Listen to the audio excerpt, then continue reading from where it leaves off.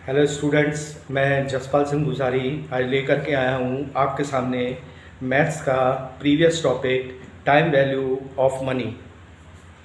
आज का मैं पहला क्वेश्चन दे रहा हूँ।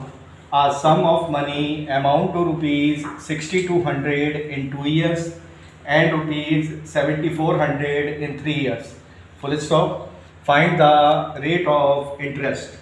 पहला ऑप्शन है 31.57%, दूसरा ऑप्शन है 20%, तीसरा ऑप्शन है 15%, फोर्थ ऑप्शन है नन ऑफ दीज। तो सबसे पहले हमें यहाँ पर दिया गया है अमाउंट फॉर 2 year 6200 रुपीज़। उसके बाद हमें दिया गया है अमाउंट फॉर 3 years जो कि है 7400 रुपीज़। अब आप देख सकते हैं क्वेश्चन के अंदर इंटरेस्ट की कोई बात नहीं की गई है। तो जब क्वेश्चन के अगर इंटरेस्ट की कोई बात नहीं की गई है तो ऑलवेज माना जाता है सिंपल इंटरेस्ट। और सिंपल इंटरेस्ट के केस में बोरोड सम या जिसको हम कहते हैं प्रिंसिपल नेवर चेंज, कभी बदलता नहीं है। अब यहाँ पर ये हमारा अमाउंट है, ये हमारा अमाउंट है। तो अमाउंट का मतलब होता है P प्लस SI, यानी प्रिंसिपल प्लस सिंपल इंटरेस्ट।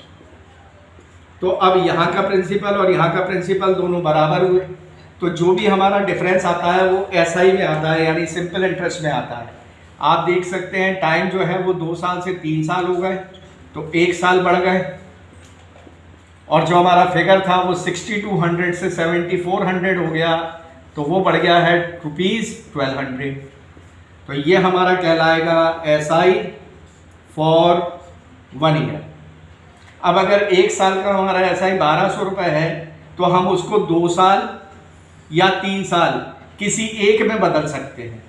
तो जैसे मैं यहाँ बदल रहा हूँ 2 year में, तो यहाँ मैंने निकाल लिया SI फॉर 2 year।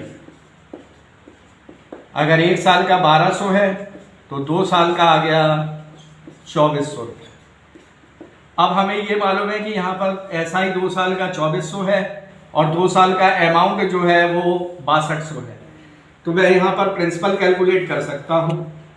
तो अमाउंट में से SI को माइनस करके, तो अमाउंट है हमारा 6200 और SI है हमारा 2400, तो हमारी प्रिंसिपल की वैल्यू आ गई 3800।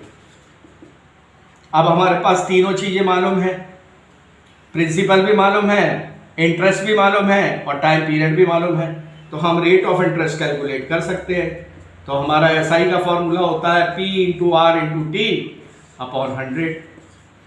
SI की वैल्यू हो गई 2400, P की वैल्यू हो गई 3800, रेट हमें फाइंड करना है और टाइम हो गया हमारा 2 डिवाइडेड बाय 100। 2 जीरो से हमने 2 जीरो कैंसिल कर दी, तो यहाँ पर हमारी R की वैल्यू आ गई 2400 डिवाइडेड बाय 38 × 2।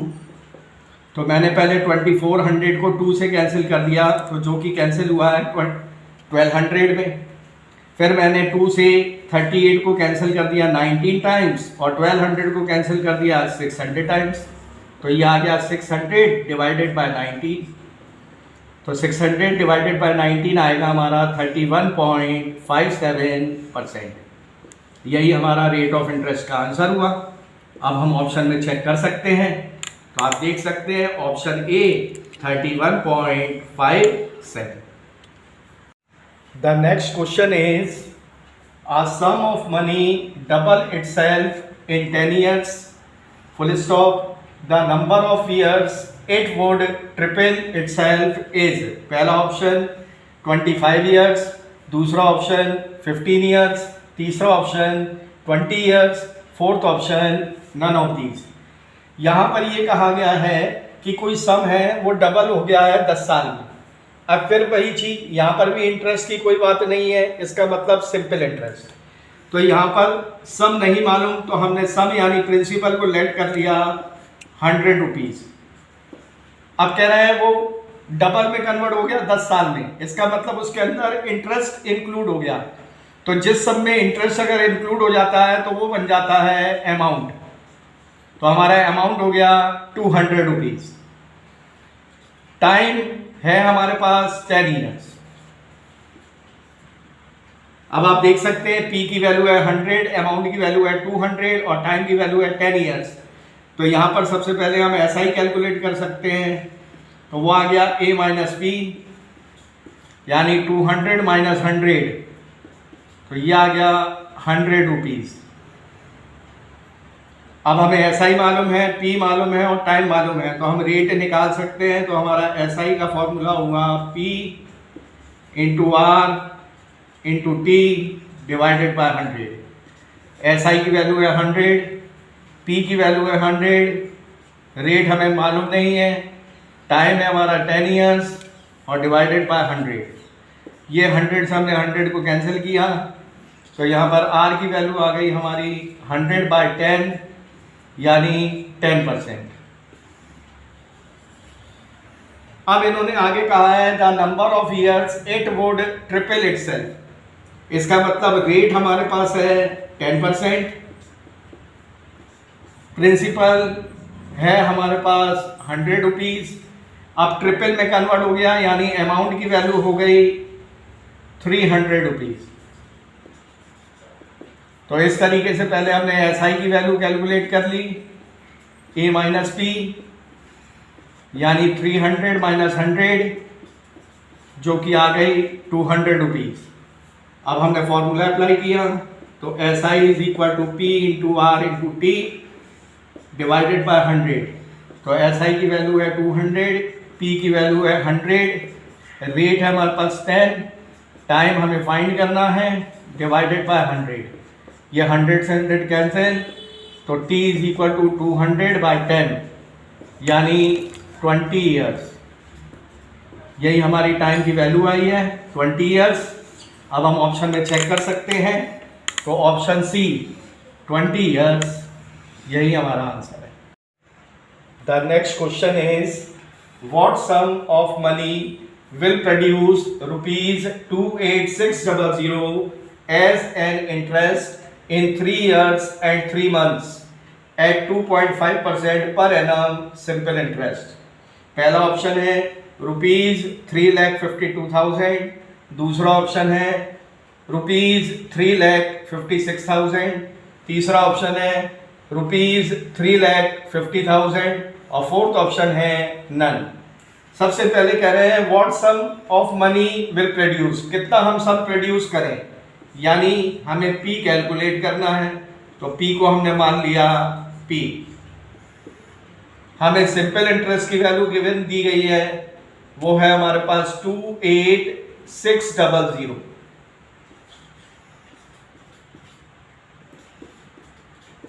इसके बाद हमें रेट ऑफ इंटरेस्ट गिवन है 2.5% और हमें टाइम दिया गया है 3 years एंड 3 month।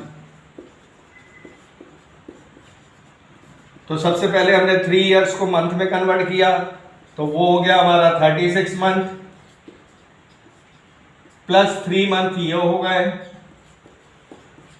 तो टोटल टाइम हुआ हमारे पास 39 month।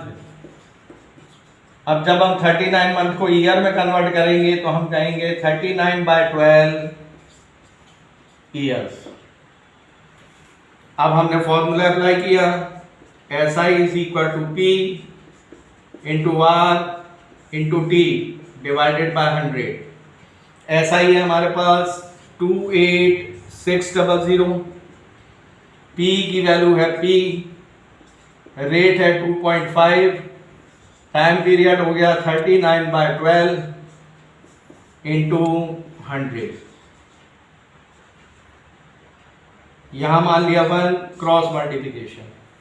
तो इस तरीके से हमने P की वैल्यू निकाल ली, वो आ गई 28600 into 100 into 12 divided by 2.5 into 39।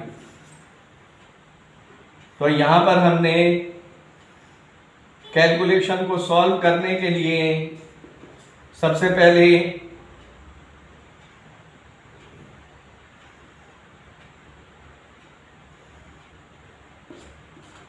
यहाँ से पॉइंट हटाया, ये 0 बढ़ा लिया, 25 से हमने इसे कैंसिल कर लिया 40 टाइम्स। फिर हमने 3 से कैंसिल किया 12 को तो 4 टाइम्स, 39 को कैंसिल किया 13 टाइम्स, 13 से हमने 28600 को कैंसिल किया तो वो आया हमारा 13 टू द 26, 13 टू द 26, 2200। तो हमारी P की वैल्यू 2200 इंटू 40 इंटू 4, तो 4 4 द 16 का अब हम मल्टीप्लाई करना है 22 में, तो 16 टू द 32, कैरी आया 3, 16 टू द 32 और 3 35 और 1 2 3 3 हमारे 0। तो हमारा P का अमाउंट आया है 352000। यही हमारा आंसर हुआ। अब हम ऑप्शन में चेक कर लेते हैं। ऑप्शन ए 352000 यही हमारा आंसर है। आशा करता हूँ आज का मेरा वीडियो आपको पसंद आया होगा। अगर मेरा वीडियो पसंद आया है तो मेरे चैनल को सब्सक्राइब, लाइक एंड शेयर कर मुझे सहयोग प्रदान करें। धन्यवाद।